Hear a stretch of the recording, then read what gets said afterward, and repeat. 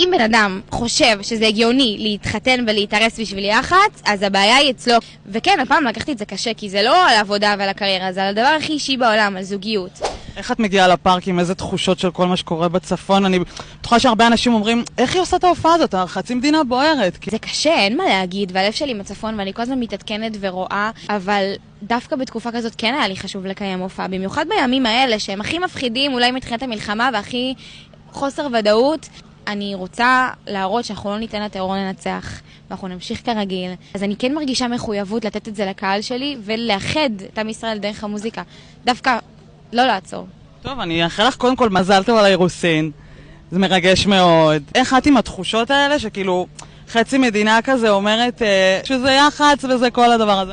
אם בן אדם חושב שזה הגיוני להתחתן ולהתארס בשביל יח"צ, אז הבעיה היא אצלו, כי באמת אני לא יודעת איך אפשר לחשוב על דבר כזה, אבל תראה, זה אותם אנשים שתמיד יהיה להם את הדבר הזה להגיד עליי.